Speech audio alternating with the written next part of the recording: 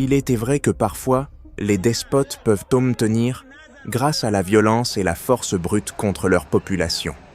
Or, ce qui change la donne Iran, c'est la présence d'une force de résistance organisée sur le terrain qui prépare activement le renversement de la dictature.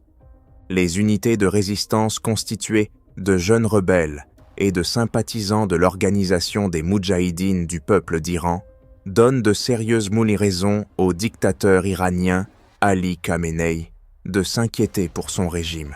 La résistance de l'intérieur est incarnée par ces militants organisés dans un réseau bien structuré.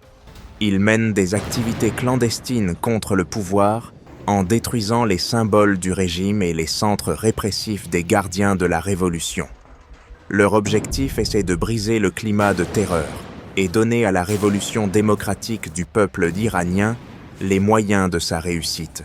Ces jeunes hommes et femmes qui forment les unités de résistance ont vocation à former la force nécessaire par abattre la dictature dans la phase finale de son renversement.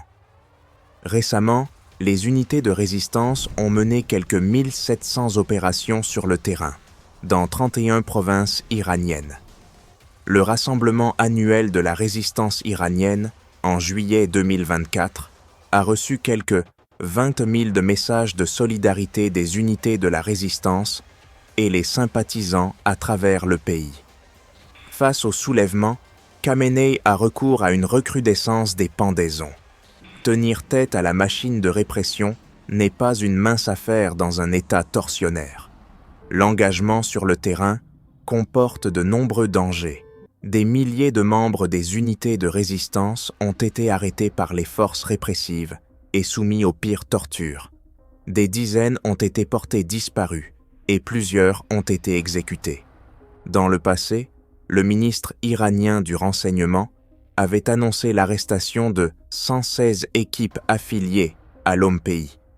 Il a déclaré aux médias « Au cours de l'année écoulée, nous avons démantelé 170 unités affiliées à l'organisation des Moudjahidines. » En septembre 2024, Mehdi Hassani, Behrouz Ehsani et Javad Vafaï ont été condamnés à mort pour leurs activités contre la dictature.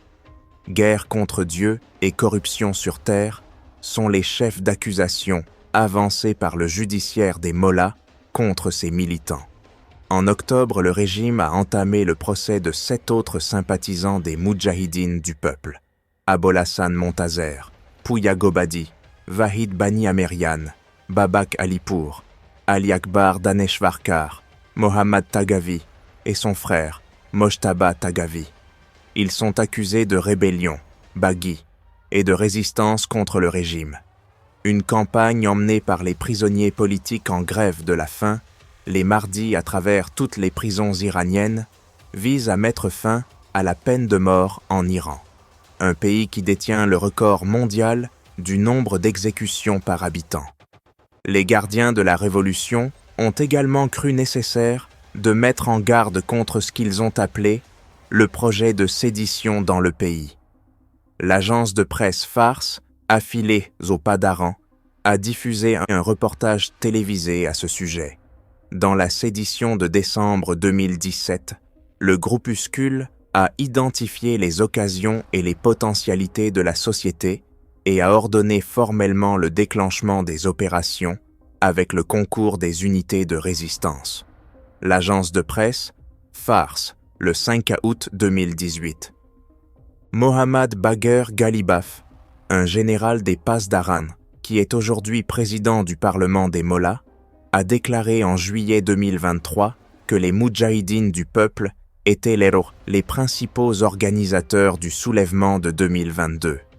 Les soulèvements populaires de décembre 2017, de novembre 2019 et de septembre 2022 ont provoqué une onde de choc majeure dans les hautes sphères du pouvoir.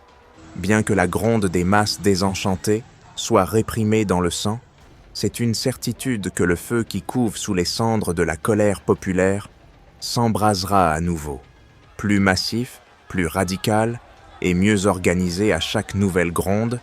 Le prochain sursaut de la révolution démocratique du peuple iranien pourrait être fatale pour un régime en fin de course. La Déclaration universelle des droits de l'homme reconnaît le droit de toute nation à la résistance contre la tyrannie en ultime recours. Ce droit, les unités de résistance le revendiquent dans leur combat contre l'une des pires dictatures du siècle.